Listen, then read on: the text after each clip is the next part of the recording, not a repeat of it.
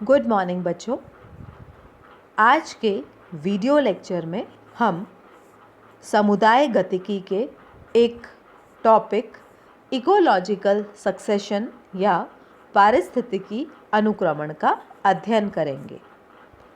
सर्वप्रथम हल्ट नामक वैज्ञानिक ने जैव समुदायों में विकास की क्रिया को समझाने के लिए इस तकनीकी पद का उपयोग किया।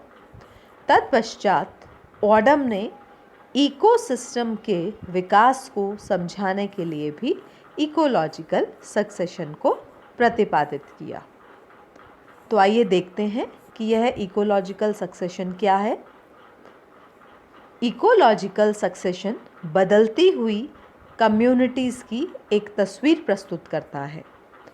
अगर हम इसे परिभाषित करना चाहें तो हम ये कह सकते हैं कि कम्युनिटीज़ का एक के पश्चात एक आना अथवा ग्रेजुअल रिप्लेसमेंट सक्सेशन कहलाता है। सक्सेशन का अर्थ ही होता है एक के पश्चात दूसरे का आना।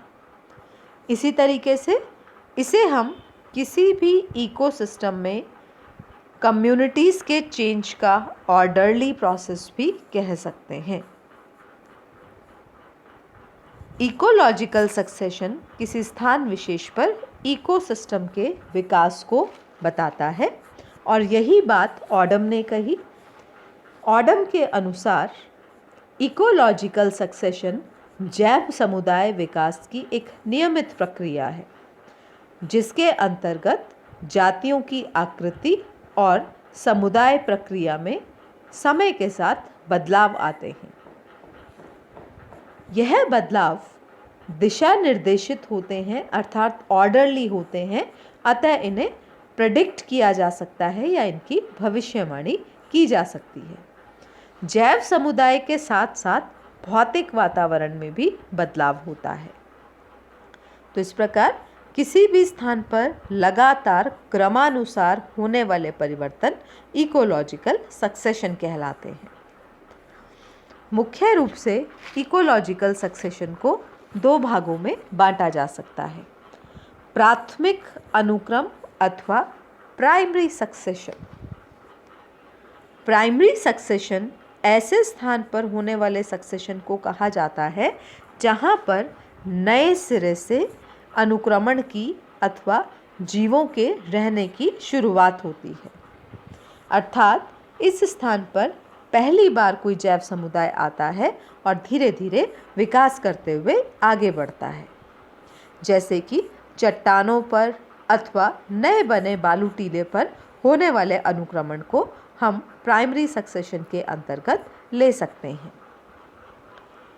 इसके विपरीत सेकेंडरी सक्सेशन अथवा द्वितीयक अनुक्रम यह ऐसे स्थान पर होता है जहां पर पहले जीवन उपस्थित था परंतु किसी कारण जैसे कि जलवायु कारकों में अचानक बदलाव के कारण, आग लगने के कारण या बाढ़ आदि के कारण जैव समुदाय नष्ट हो जाता है। तो ऐसे स्थानों पर जहां पर कि पहले जीवन था परंतु किसी कारण से यह जीवन डैमेज हो गया और नए सिरे से इस स्थान पर जब अनुक्रमण की शुरुआत की जाती है तो इसे सेकेंडरी सक्सेशन कहा जाता है। प्राइमरी और सेकेंडरी सक्सेशन में आप अंतर देख सकते हैं। प्राइमरी सक्सेशन में पहले से पाया जाने वाला ऑर्गेनिक मैटर निल होता है, जबकि सेकेंडरी सक्सेशन में ऑर्गेनिक मैटर उपस्थित रहता है। अगर हम सक्सेशन की प्रक्रिया को देखें तो हम पाएंगे कि यह प्रक्रिया कई स्टेप्स से मिलकर बनी हुई है और प्रत्येक स्टेप पहले के बाद आता है। तो सक्सेशन की प्रक्रिया को निम्न स्तरों में बांटा जा सकता है। पहला है न्यूडेशन। न्यूडेशन का अर्थ है ऐसे खाली स्थान का विकास जहां पर पहले से कोई जीवन रूप नहीं होता। तो स्थलाकृतिक कारण की वजह से किसी नए भूमि के टुकड़े का बनना अथवा जलवायु कारक के परिणाम स्वरूप पहले से डेवलप्ड किसी जैव समुदाय का नष्ट होना अथवा बायोटिक फैक्टर के कारण कोई वन नष्ट होना या कृषि कारखानों इत्यादि के लिए भूमि को नष्ट करना इत्यादि मुख्य कारण है। ये सभी कारण एक ऐसी भूमि के विकास में सहायक होते हैं जो कि जीवन से शून्य है। तो सर्वप्रथम खाली भूमि का विकास किया जाता है, परंतु खाली भूमि लंबे समय तक बिना जीवन के नहीं रह सकती। तो अब हमारा नेक्स्ट स्टेप आता है जिसे कहा जाता है इन्वेजन अथवा आक्रमण। इस प्रक्रिया में खाली भूमि पर किसी नई जाति का स्थापन होता है। अब यह नई जाति आएगी कहाँ से? ये या तो डिस्पर्जल या माइग्रेशन की प्रक्रिया के द्वारा पहुंचती है। किसी दूसरे स्थान से स्पोर्स अथवा प्रोपेग्यूल्स खाली स्थानों पर पहुंचते हैं, वहां जाकर ये स्थापित होते हैं और इकट्ठे होते हैं। तो यह दूसरा स्टेप है जिसे हम इन्वेजन कहते हैं। तीसरा स्टेप है कॉम्पिटिशन एवं कोएक्शन। जैसे जैसे किसी जाति के जीवों की संख्या बढ़ती रहती है, वैसे वैसे उनमें आपस में संघर्ष प्रारंभ होता है। यह संघर्ष स्पेसिफिक और इंट्रास्पेसिफिक हो सकता है। संघर्ष के साथ साथ ही प्रत्येक जाति वातावरण से भी अन्योन्य क्रिया करती है, जिसे कि कोएक्शन कहा जाता है। तो इस प्रकार एक दूसरे से स्पर्धा, एक दूसरे के जीवन को प्रभावित करना तथा वातावरण को भी प्रभावित करना, यह है कंपटीशन एवं कोएक्शन। इसके पश्चात हम आते हैं नेक्स्ट स्टेप रिएक्शन या प्रतिक्रिया पर। यह सक्सेशन की बहुत ही इम्पॉर्टेंट स्थिति है। यहाँ सजीवों के द्वारा पर्यावरण में बदलाव की प्रक्रिया की जाती है। इस प्रक्रिया के परिणाम स्वरूप मिट्टी, जल, तापमान इत्यादि में बदलाव आते हैं। इन बदलावों के कारण पहले से पाया जाने वाला जैव समुदाय उस स्थान विशेष पर एग्जिस्ट नहीं कर पाता तथा बदलती हुई एनवायरमेंटल कंडीशंस के अनुसार किसी नए जैव समुदाय की एंट्री होती है। तो इस प्रकार रिएक्शन के द्वारा कम्युनिटीज़ को रिप्लेस करने की प्रक्रिया चलती रहती है। और अंततः हम आते हैं लास्ट स्टेज पर, जिसे कहा जाता है स्टेबलाइजेशन अथवा स्थिरीकरण।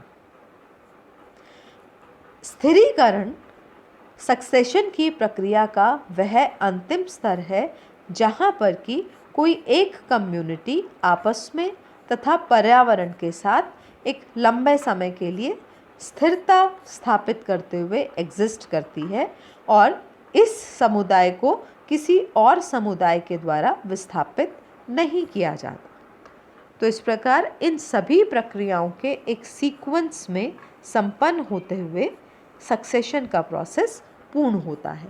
खाली भूमि के विकास से लेकर नई जातियों के आने तक, स्थापित होने तक, उनमें आपसी प्रतिस्पर्धा से लेकर किसी स्थान विशेष के पर्यावरण को बदलने तक और अंततः एक जाति की स्थिरता के प्राप्त करने तक यह सक्सेशन की क्रिया स्टेप बाय स्टेप संपन्न होती है। अब हम देखेंगे कि सक्सेशन के दौरान आने वाली जातियों को हम क्या नाम देते हैं।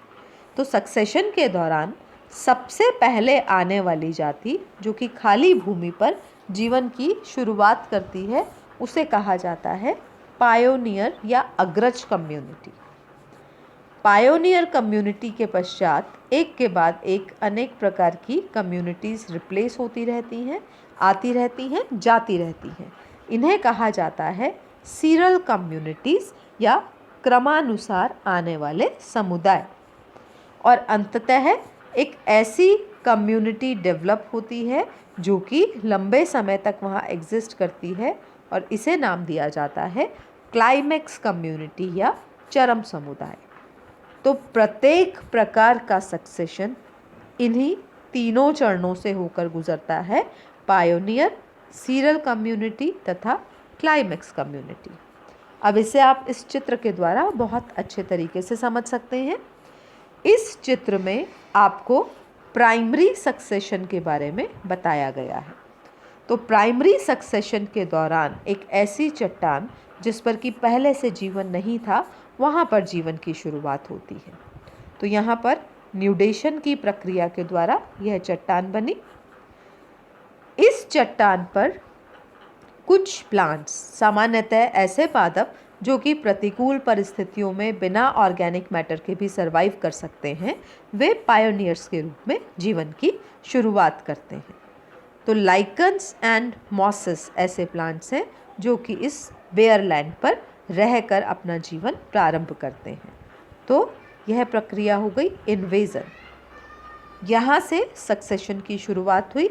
लाइकन्स के पश्चात कुछ वार्षिक पादप या एनुअल हर्ब्स, वार्षिक पादपों के पश्चात बहुवर्षीय पादप, बहुवर्षीय पादपों के पश्चात झाड़ियाँ, और झाड़ियों के पश्चात अल्टीमेटली यहाँ पर हम बड़े बड़े वृक्ष देख रहे हैं।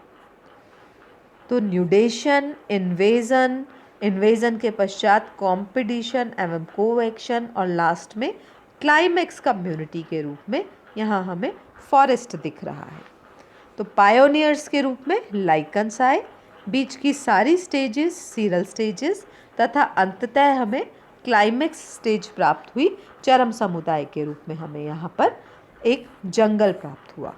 तो ये आप देख रहे हैं कि किस प्रकार एक के पश्चात एक कम्युनिटीज़ यहाँ पर आती रहती हैं और सक्सेशन को प्रारंभ करती हैं और आगे बढ़ाती हैं। इसी प्रकार से यह दूसरा चित्र आपको सेकेंडरी सक्सेशन के बारे में बता रहा है। सेकेंडरी सक्सेशन में मान लीजिए कोई जंगल था, आग की वजह से वह जंगल नष्ट हो गया। नष्ट होने की वजह से यहाँ पर अब कोई जीवन उपस्थित नहीं है, परंतु ऑर्गेनिक मैटर प्रचुर मात्रा में उपलब्ध है। तो इस भूमि पर जब सक्सेशन होता है तो उसे सेकेंडरी सक्सेशन कहा जाता है। तो सर्वप्रथम पायोनियर स्पीशीज के रूप में कुछ एनुअल प्लांट्स ग्रो करते हैं। धीरे धीरे ग्रासेस, श्रब्स तथा अन्य छोटे ट्रीज यहाँ पर आते हैं जो कि इंटरमीडिएट या सीरल स्पीशीज के रूप में पाए जाते हैं। और अल्टीमेटली यहाँ पर क्लाइमेक्स कम्युनिटी के रूप में फिर से हमें फॉरेस्ट प्राप्त होता है या जंगल प्राप्त होता है। तो आप देख रहे हैं कि किस प्रकार जैव समुदाय का तथा इकोसिस्टम का विकास हो रहा है, जो कि दिशा निर्देशक या एक निश्चित दिशा में तथा एक निश्चित क्रमानुसार हो रहा है। इसे सक्सेशन कहा जाता है। तो इस प्रकार किसी भी जैव समुदाय की हिस्ट्री तथा डेवलपमेंट को एक्सप्लेन करने के लिए सक्सेशन का सहारा लिया जाता है, और यह कम्युनिटी डायनामिक्स या जैव समुदाय गतिकी का परिचायक है। धन्यवाद।